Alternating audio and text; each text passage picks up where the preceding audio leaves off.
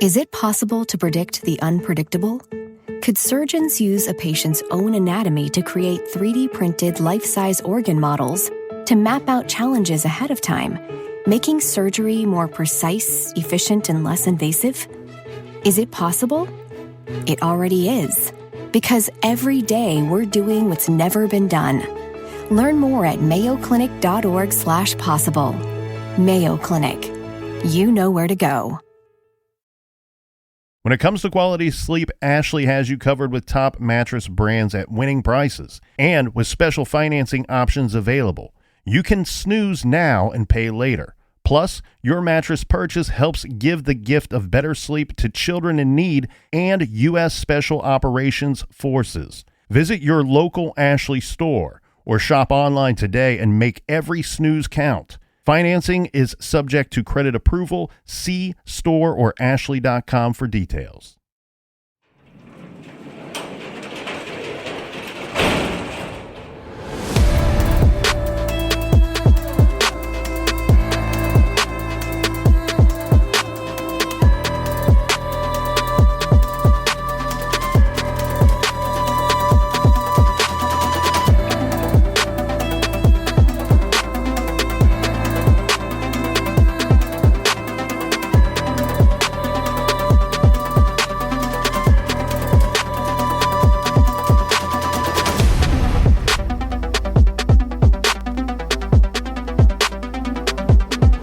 Welcome to True Crime Garage. Wherever you are, whatever you're doing, thanks for listening. I'm your host, Nick, and with me, as always, is a man that knows that the greatest battle of life can sometimes be on the 4-inch playing field between your ears. Here is the captain. My head is so big, I believe it's a 5-inch playing field. It's good to be seen and good to see you. Thanks for listening. Thanks for telling a friend.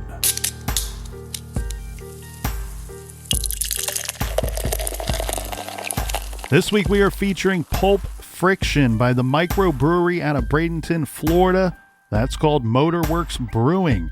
This is a refreshing IPA with massive, freshly squeezed grapefruit aromas. There are huge citrus flavors that balance out the bitterness in the pine malt backbone.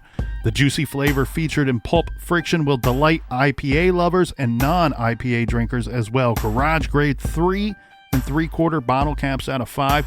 And here's some high fives to our friends that filled up the fridge for us this week. First up, a big cheers to Gustav Barreras in Parts Unknown. And a big we like your jib to Jason in Atlanta, Georgia. And here we go to one of my favorite cities in the entire world to give a cheers to Haley in Dallas, Texas. Everybody we just mentioned, they went to truecrimegarage.com and helped us out with this week's beer fund. And for that, we thank you. Yeah, BWRUN Beer Run. If you need more True Crime Garage for your earballs, check us out on Stitcher. Our show called Off the Record.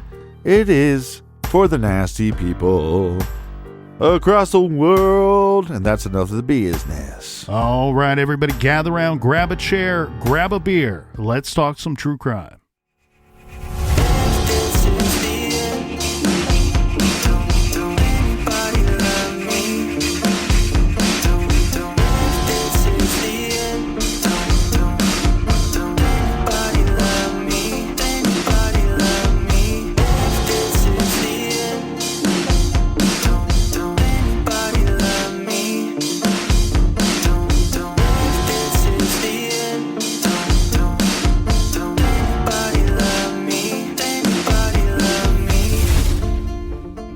In Lee County, Florida, at the start of the new year, the local papers were releasing a special report about murders in the area from the previous year, 1995. The title of the article, Murderers Mainly Strangers, and it says Lee County sees 23 people slain in 1995. The article I'm referencing was in the January 2nd Fort Myers News Press. Throughout the article, the newspaper will cite statistics sourced from the FBI, Lee County Sheriff's Office, Fort Myers Police, and Cape Coral PD. One such statistic cited states that nationally, in 1995, About 8 to 10 people were murdered for every 100,000 people. Lee County's population in 95 was about 377,000 people. Lee County saw 23 murders in 1995, which put them well below the national average. The article reads in part, "To be a victim of murder in Lee County last year was in many cases to fall prey to someone who had set out to commit a robbery, burglary, or some other crime. Of the 23 people who died at the hands of others, at least 10 were killed by thieves or drug dealers who stepped over a deadly line. Nationally, only about 17% of murders are committed during other felonies.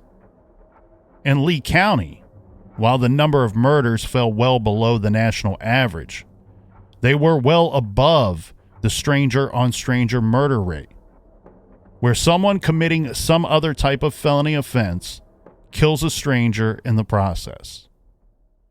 For instance, a young man lost his life trying to fend off a robber who broke into his duplex. The renter was stabbed to death with a kitchen knife. The man who broke into the home killed the young man and made off with his television, later trading the TV for $20 worth of crack cocaine. But more traditionally, murder is a crime of passion, committed by a jealous lover or angry friend. That close connection between victim and attacker makes murder one of the simpler crimes to solve and one of the least preventable. Some of the homicides in Lee County in 1995 did not fit that mold. Some law enforcement officials were saying, quote, "Each year, we get further and further away from the old homicide adage, where it used to be the nearest and dearest," said Lieutenant Jeff Taylor, commander of the Lee County Sheriff's Office Major Crimes Unit. But homicides like that of the break-in, the kitchen knife murder, reflected a national trend that began about 3 years prior to 1995. And officials were saying that the relationship between victim and killer were starting to become more anonymous. Nationwide, 23,305 people were murdered in 1994. Among the killings in which the victim-killer relationship was reported, 53% of the murderers were strangers, or the police had not proven a link to the victim. According to Alfred Bloomstein, a professor at the Heinz School of Public Policy and Management at Carnegie Mellon University in Pittsburgh, he says that is due to the growing rate of homicides committed by young people, who are more likely to kill someone they didn't know. These statements are true based on the numbers and statistics listed throughout the article. Lee County was smart. While the murder rate there was low, they still did not lose sight of the fact that the killer and victim relationship was changing nationally, and changing even more so per capita in Lee County. Good on them to keep an eye on crime statistics and trends in the jurisdiction that they are sworn to protect and serve. It may or may not come as a surprise to you, but not all law enforcement agencies care this much about crime statistics. In fact, I'm sure that several may just chalk it up to a bad year or bad luck, not taking the time to examine the situation and better understand the situation. One must first identify the problem and understand it before you can come up with a solution. The article we cited came out on January 2nd, 1996. And what the sheriff's office did not know is that murder trend would continue not just for Lee County, but some of the surrounding counties as well. And it would not be the youths of the area that they would need to be so concerned about. Because in the counties of Lee, Charlotte, and Sarasota, Florida, someone was picking up strangers, torturing and killing them, and leaving their mutilated bodies in the woods. This is True Crime Garage, and this is the Hog Trail Murders.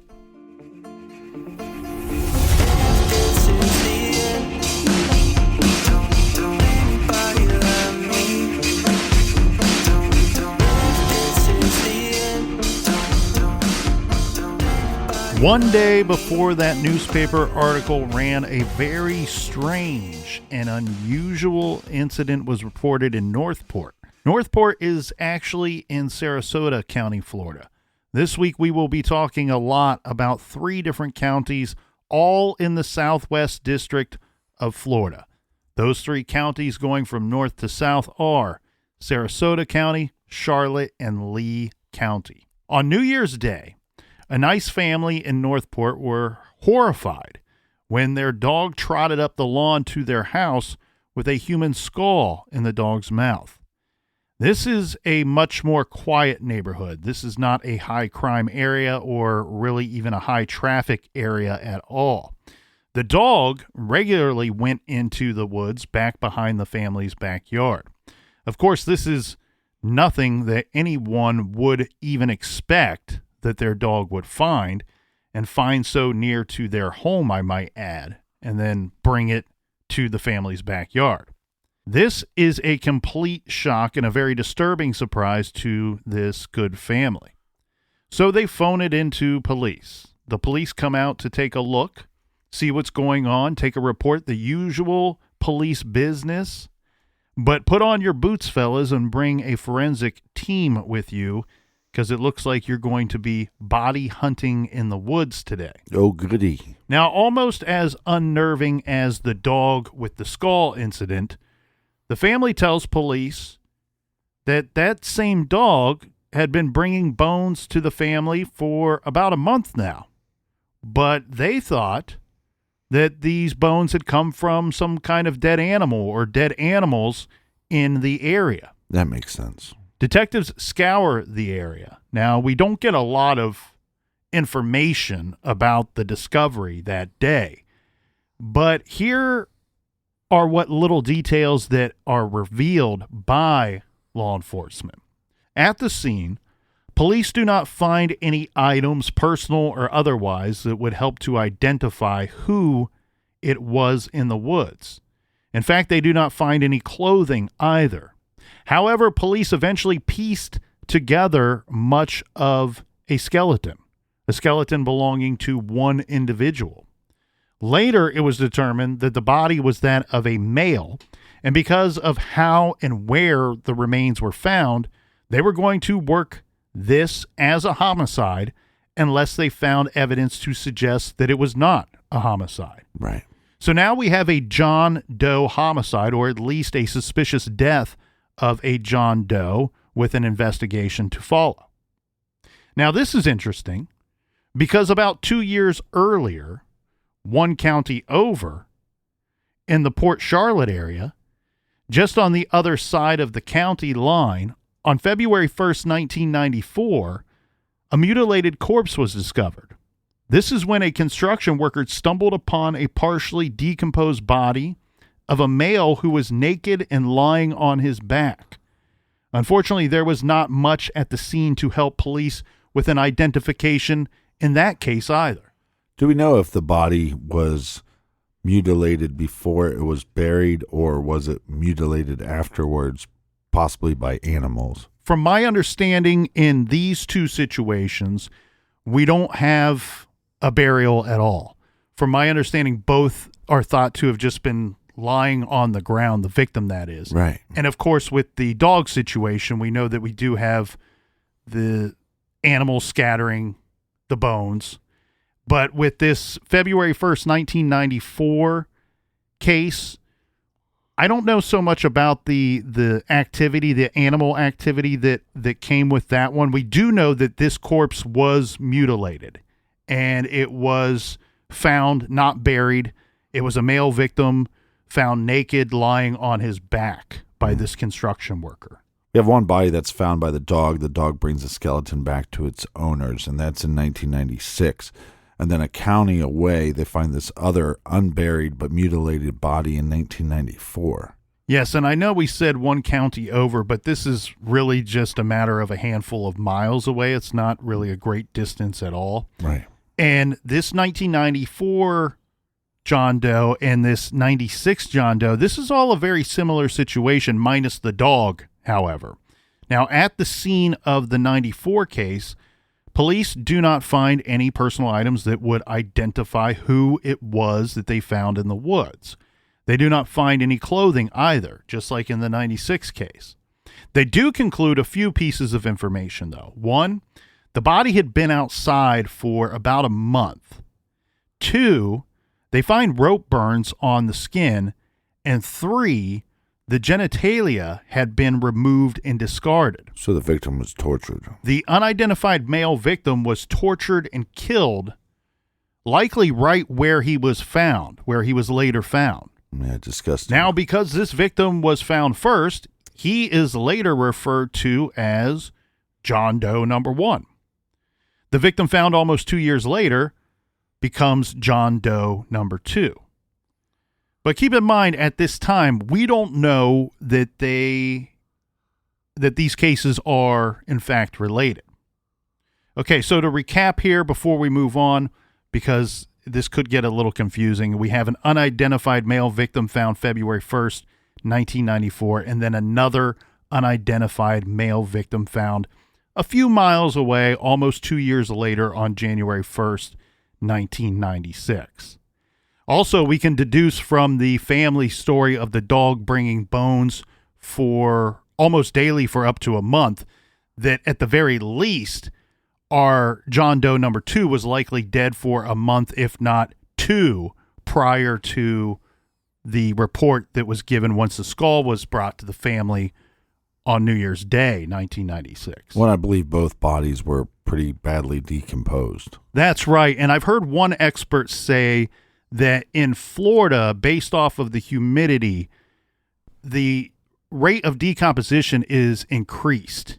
And therefore, you could put somebody in the woods, put a body in the woods, and then later, within a matter of weeks, you could have a skeleton, if not a month. So the rate is certainly enhanced and increased in this area. We're heading to Florida. Police much later will say that in all likelihood, these homicides are connected. So we have John Doe 1 and John Doe number 2.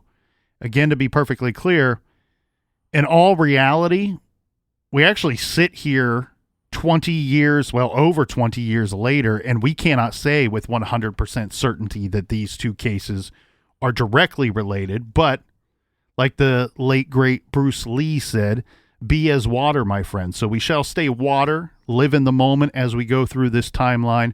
After all, this is a very fluid situation. Don't know if that's what Bruce Lee meant by that. So we will take it one case at a time, but unfortunately, that also means one body at a time.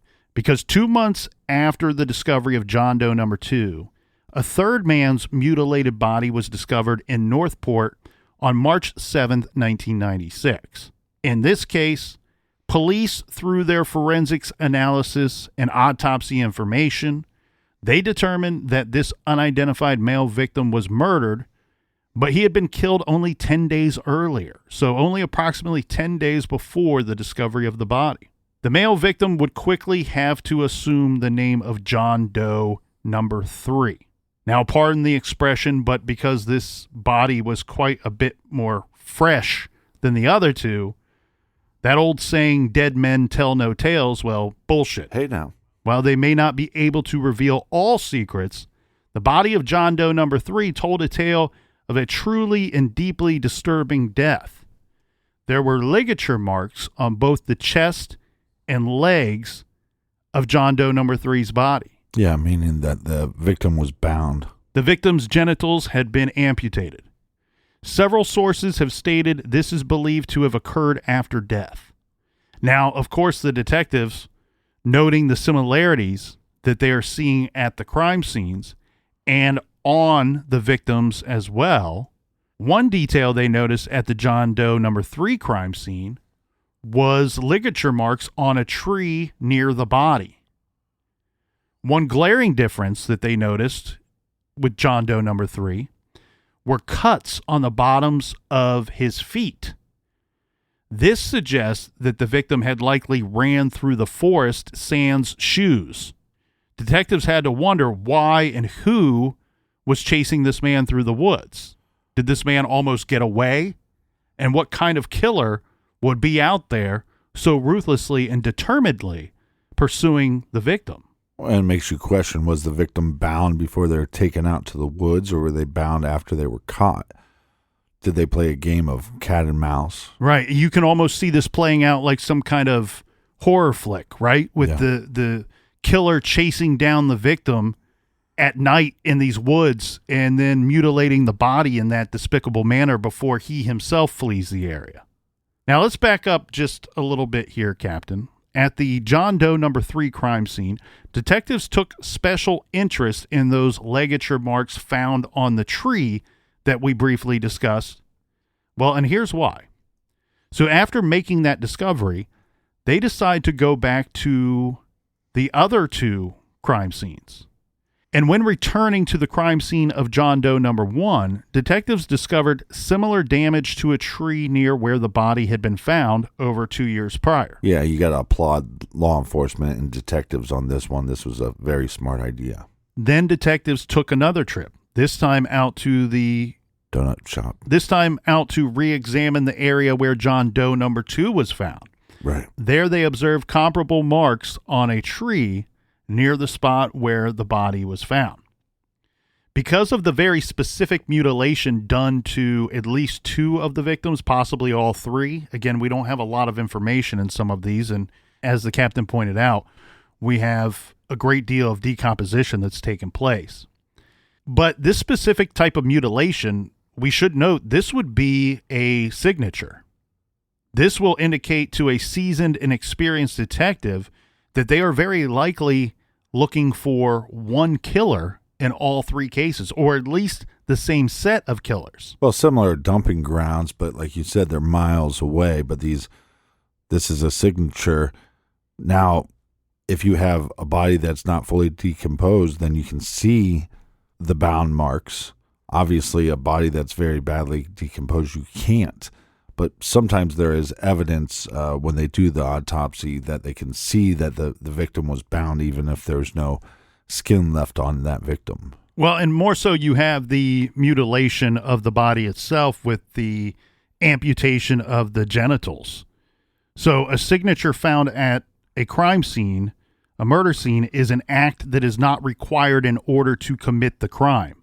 Rather, it serves the emotional or psychological needs of the offender. Right. The signature comes from within the psyche of the offender, and it reflects a deep fantasy need that the killer has about his victims. Well, I'm sure they did some tests because obviously these victims are found in these wooded areas and they're susceptible to having animals come upon them. But there's a big difference between a body being mutilated by animals and a body being mutilated by a killer.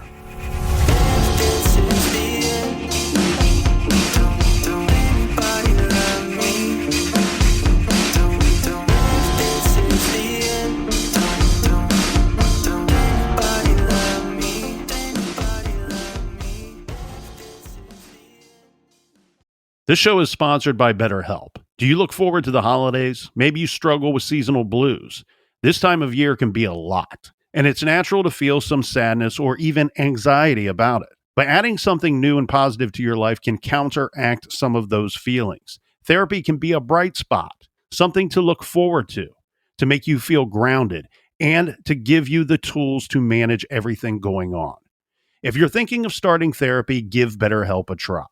It's entirely online, designed to be convenient, flexible, and suited to your schedule. Just fill out a brief questionnaire to get matched with a licensed therapist and switch therapists at any time for no additional charge. Find your bright spot this season with BetterHelp. Visit BetterHelp.com/garage today to get 10% off your first month. That's BetterHelp, HELP.com/garage. Is it possible to predict the unpredictable? Can 3D printed life-size organ models help to map out complex surgeries ahead of time? Is it possible?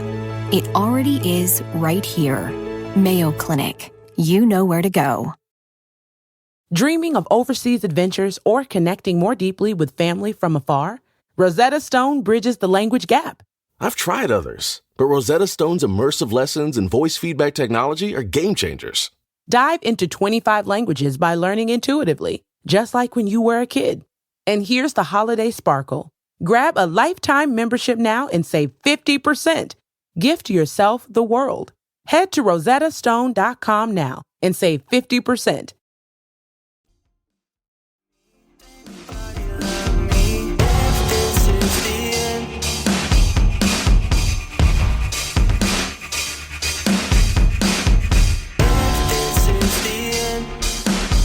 All right, we are back, you hosers. Cheers, Captain. Cheers. So the local authorities in Charlotte County and Sarasota County are armed and equipped with a good deal of information, at least enough at this point, that they believe that they are not harbored or hindered by linkage blindness. They are seeing and finding details telling them that they are most likely looking for a serial offender or serial killer. But one very troubling fact of their case and investigation at this time was they were still unable to identify any of these victims. They did not know who these victims were and therefore how these victims could be possibly related. How did they all end up where they did, and how did each one of them cross paths with the killer? And of course, it's Homicide Investigation 101. All of our listeners know this, but you start with the victim, you start with their inner circle, and you fan out from there on your investigation. The problem here, you don't know who the victim is, not in just one case, but all three cases. Well, when you go back to the signatures, obviously the victim's being bound, but I think the big red flag to connect these is the markings on the tree. Yes, and of course, you know, we should continue to go back to that actual mutilation as well. That's not something that's common in any homicide. I've been trying to forget about that mutilation. Right. You're right. I probably should have wiped it from my mind as well. I will do the best that I can to achieve that after today's show. Well, good luck. Now, what's interesting to me here, Captain, though, is the investigators seem to be hip to the idea that these cases could all be related, but the public was not blind to this either. There was now talk and rumors of a local serial killer being on the hunt in the area. This talk was being bandied about at this time in our timeline. So while the police were still trying to identify and sort out just who each one of these 1, 2, 3 John Does were, well, then just 1 month and 10 days later, the following happened. This would be another disturbing find that occurred in a wooded, isolated area, this in Charlotte County, Florida. The following takes place on April 17th, 1996. This is when 2 storm utility engineers, Thomas Reese and Michael Tisch, are out working in a heavy, wooded, and secluded area off of Highway 41. In fact, this is very, very close to where the body of John Doe was found. I'm sorry, John Doe number 1 was found. Like you said, this is in the area of John Doe number 1. If I'm law enforcement, if I'm the detective and I get my detective voice on, I'm going to be running cadaver dogs all through this area. But the problem is, this victim wasn't dead yet. Yes, so this victim is discovered. We have these 2 workers that discovered a human skull in the woods on April 17th, 1996. Of course, they called the Charlotte County Police Department. Patrolmen, detectives, and the forensic team arrive on the scene. They secure the location and they start working. Now, they are looking for your typical items, right? Clothing, weapons, or anything else that would help them to identify the victim or would help them in their case, their investigation. They find a single pink fiber on a tree near where the skull was found. Then just a few feet from the skull, they find a decomposed torso and part of a pelvis. The body had been dismembered and was listed as John Doe number 4. But unfortunately, that's not it. A further combing of the area provided a severely haunting spectacle. This is when one of the detectives spotted a still hand sticking up amongst the grass and the debris of the woods. This hand belonged to another body. The body, hand attached, was found wrapped up in a carpet padding lying at the foot of a tree. The victim found in the carpet will be John Doe number 5. I mean, this is a vicious level of killer. It seems as if there's evidence that he's chasing his victims. There's evidence that he's bounding his victims up and torturing them and then dismembering them and then mutilating parts of their body. I mean, this is a psycho. Yeah, this is about as weird and evil as it gets. You know, if one were to create a scale of such horrific things. But we're talking about a situation where you can look at this and view this and view what's happened to these, unfortunately, what's happened to these people, either, you know, pre or post-mortem. Regardless, what we have here is a situation where the killer is spending a good deal of time with the victims. This is not something where he abducts somebody or uses some type of ruse and 45 minutes later they're dead and he's gone hitting the highway. Right. This is all things that are going to take a good amount of time, all of these really disgusting and horrific activities that are taking place. And we have no clue how long he has them at a different location, whether that location is a house or a workshop somewhere or even just in a van. Right. We're talking, it could be as short as minutes. It could be days. And again, the problem really goes back to the core of your investigation at this time, is that you don't know who any of these victims are. Yeah. So you can't determine the length of time that they spent captive or under the control of the killer. It's just all complete speculation with no basis at this point until you can identify any of these victims. Now, they see this hand, the body's still attached, wrapped up in carpet padding, lying near the foot of the tree. They would, of course, label this victim as John Doe number 5. We don't know at this point in their investigation. They have these suspicions based off of what they're seeing. We review this and we have, it seems very clear and cut and dried for us, right? That it's John Doe 1 through 5. Well, at the time, they're likely just finding another John Doe and maybe for clarification purposes, later applying numbers to them based off of when they were found. Well, every time you say cut and dry, I keep grabbing my twig and berries. The state of this body of John Doe number 5 was very much like the previous 4. It was devastating, of course. The victim in this case was naked, lying on his back with signs of ligature marks around his neck, chest, and legs, and his genitals too had been removed. The detectives found rope marks on a tree near the body. So this is all lining up with what they found at the other scenes. So this find was about 50 yards from where the John Doe number 4 skull and body were found. So not a very far distance from the 4th victim. This 5th victim, and I apologize, there's no nice way of saying a lot of these things. This 5th victim had a head and had likely been killed based off of what they're seeing at the crime scene and the state of the body, had likely been killed within a few days prior to the grim discovery. Maybe even less time had gone by than that. Right. And like you said, because of the Florida heat and the humidity, they're going to be able to, deduce a time frame. They also find a tiny paint chip that was found on the body, and rope fibers were found on the ground and a tree. This information quickly hits the streets and the news. So where there was once talk and rumors of an active serial killer in the area, these were sort of whispers from the bushes at that time. Now, with this new news, 2 more bodies being found, 2 more male victims, both unidentified still even after police were done searching the area where the bodies were located. Now, Captain, speculation became rampant about a serial killer and how quickly the media dubbed the murders the Hog Trail killings. So we have 5 victims, 5 John Does, and obviously, based off science, we're trying to identify these individuals, but there's no wallet found.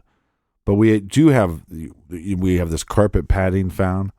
We have some rope, and we have some paint chips.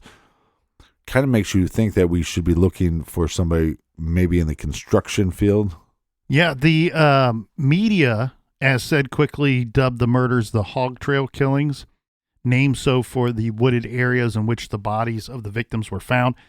At least one source that I found, Captain, said that this general area was a popular spot where people would discard pig and hog carcasses, which I'm not sure how right that sounds. I was unaware that there was such a need for the discarding of pig and hog carcasses that there would be, quote, a place popular for this sort of activity, or that there would even be one place more popular than another for that sort of activity. I also read that this area was an area where one would expect to see quite a bit of wildlife activity, likely an abundance of wild hogs. So that seems to reason that might make a little more sense why we're calling it the Hog Trail Murders. Well, also it could be that they were hogtied. Now we will get back to the news covered of these last two bodies that were found here in a minute. But I do have some brief but intriguing information that was discovered during the autopsy process, so I'd like to get to all of that first. Well, make it fast. The autopsy from the male victim found in the carpet was determined to be that of a white male victim in his 20s. They found that he was strangled to death with rope. They found several ligature marks on the body that included 2 ligature marks on the front of his neck, 2 horizontal marks on the right side of his chest, abraded grooves around his wrist. The victim's genitals had been removed with a very sharp knife or scalpel. Now, all of the ligature marks and abraded grooves were of similar width, but these marks didn't extend to the victim's back. This was telling. The marks were found on the body, and equally as important were where they were not found on the body. This was consistent with marks that would be left on an individual that had been tied to a tree. They figured the man had been dead for a little more than 24 hours before being found. They will be able to fingerprint this victim because he's not been there very long. They fingerprinted the victim and ran the prints through the system.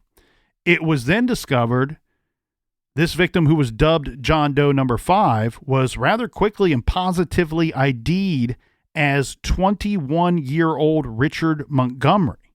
So we have one identification of 5 victims. This young Richard Montgomery had been arrested at one point in his life, and when he was arrested, they took his fingerprints, and thus he was in the system and now identified as a murder victim in a seemingly string of possibly connected murders. And you're saying, based off of these marks on his body, this would indicate that he was tied to a tree.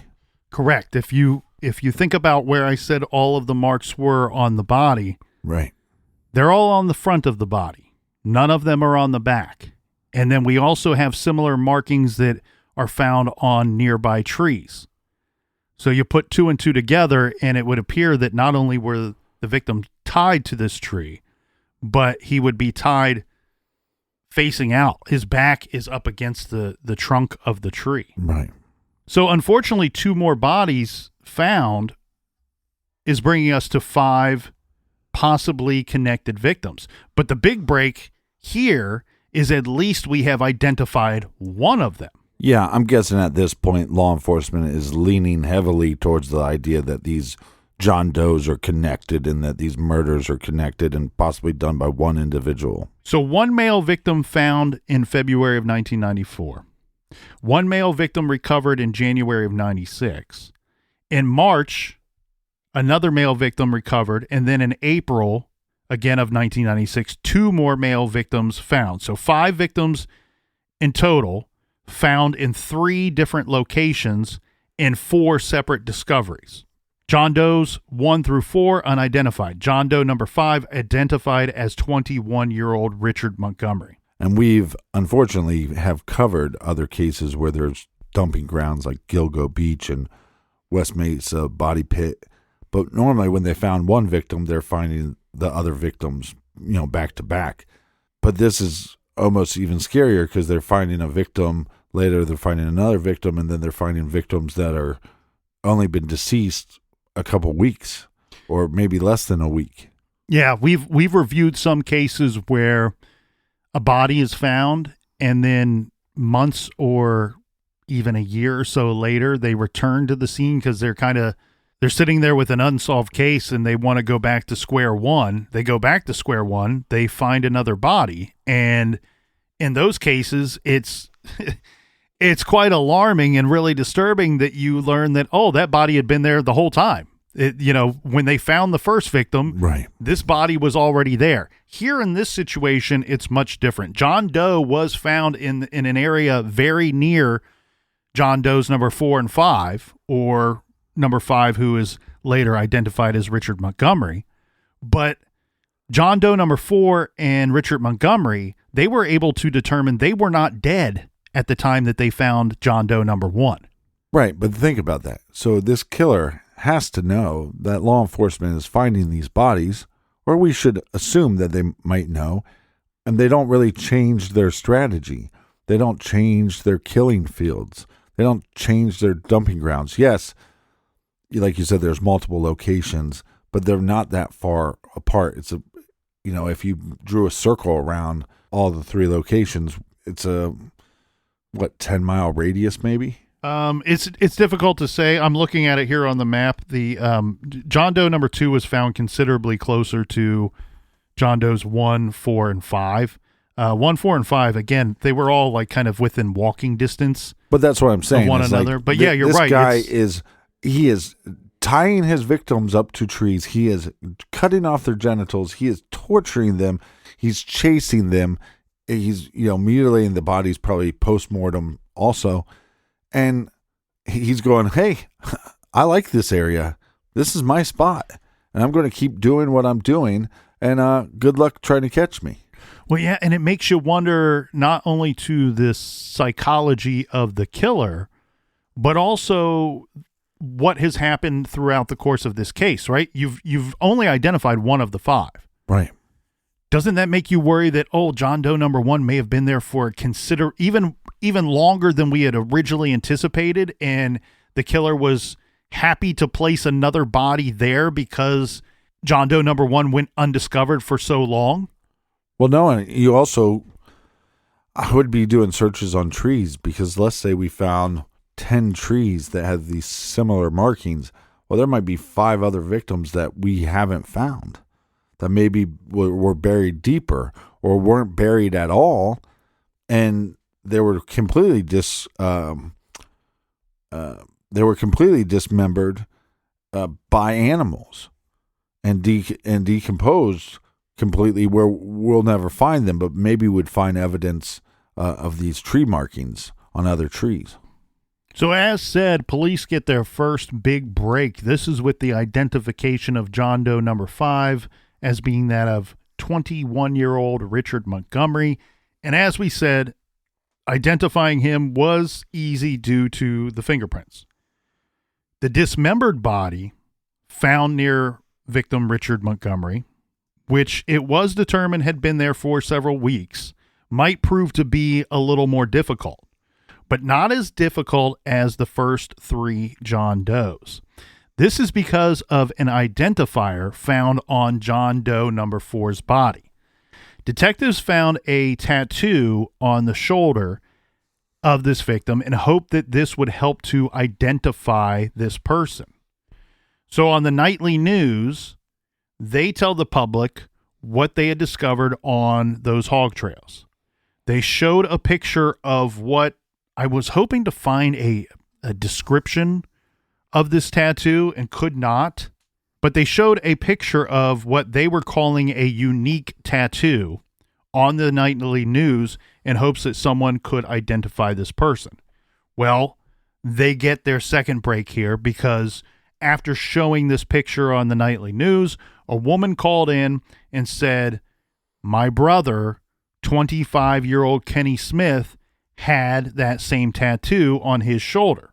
So based off of this information and some information that they collect from the Smith family, and with the help of dental records, they would later confirm that it was him. John Doe number 4 was Kenneth L. Smith, age 25, from nearby Naples, Florida. And we've covered so many cases. I mean, this is, what, episode number 600? Oh, Ooh. Slipped past the goalie. I didn't even make the... What an accomplishment. We should have celebrated better. Only 2 more episodes to go, and then I quit. Right. I told you from the beginning. Don't worry, America. I'll do the last 9 by myself. No, but we've covered so many cases, but it's hard to get over how sick this individual is. And brazen. It's almost like I am going to torture. I'm going to kill these people. And by the way, you can't stop me. And I'm going to keep coming back to this area. It seems as if this is not just the killing fields or Gilgo Beach. This is just not dumping grounds. This is also his torture chamber.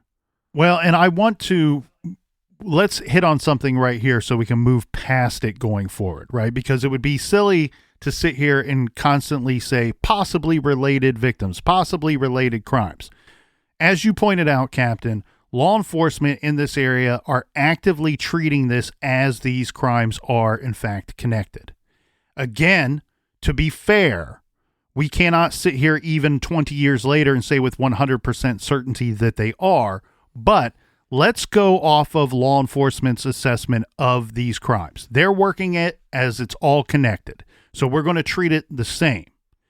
And you're right. You're really hitting in on something here that I think is kind of lost in this overall story. It gets lost in the shuffle here. You either have 2 very extremely scary situations. One, if they're not connected, then you have 2 individuals in your area doing very similar horrific crimes that involve mutilation and torture and killing people and leaving them in the woods. That's terrifying, right? Wow. Forget about one person doing it. If you had 2 or more, horrific. But however, it is Florida. However, going off of what law enforcement's assessment is, that these are in fact connected and they're working it as such, you can still sit here and go, my God, how scary is this? Where you have one individual doing this, and as you point out, so brazen that, oh, you found one of my bodies? You found 2 or 3 of my victims? Here's another one. Not terribly far from where I left the first one. Right. Here's another one. Here's an individual that cannot stop doing this. Even now that the threat of getting caught, the risk level for his activities has increased significantly with the finding of the first, second, and third body, he is still active, still hunting prey in this area. Now, without getting too far into the psychology of this particular killer, now we've said it before, and we'll say it again in the captain's last 2 episodes and my last 11, that on these cases, especially the serial offender cases, you can build a profile of your killer or killers, but you don't just profile the offender. No, in this case, you're going to profile the offender, the victims, the locations, and the situation. And good old-fashioned detective work and your profile are going to tell you, we got someone hunting in this area, preying on vulnerable men that are either transient or homeless. This is based off of the identification of 2 of your victims. Right. The perpetrator was torturing and killing his victims after tying them to trees in out-of-the-way wooded areas. He mutilates and leaves the victims where they are killed, and then they go undiscovered for some time. The bodies that are found relatively quick show a great deal of trauma and degradation done to the body. Right. Florida authorities were looking for one sick bastard.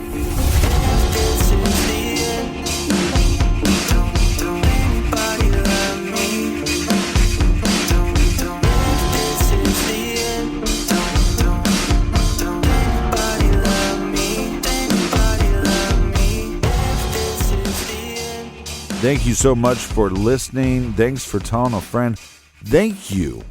I'll hug you and kiss you and hug you and kiss you some more for sharing our show with your friends and your family on social media. It means a lot. We get a lot of new listeners by doing that. Keeps the lights on in the garage. Join us back here tomorrow. And until then, be good, be kind, and don't litter.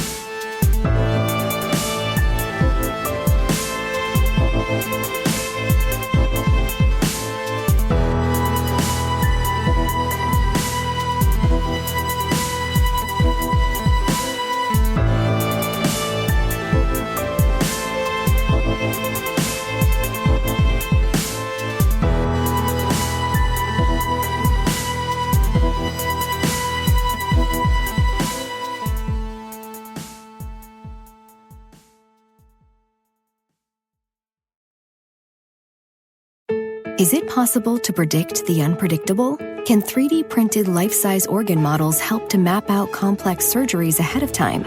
Is it possible? It already is right here. Mayo Clinic. You know where to go.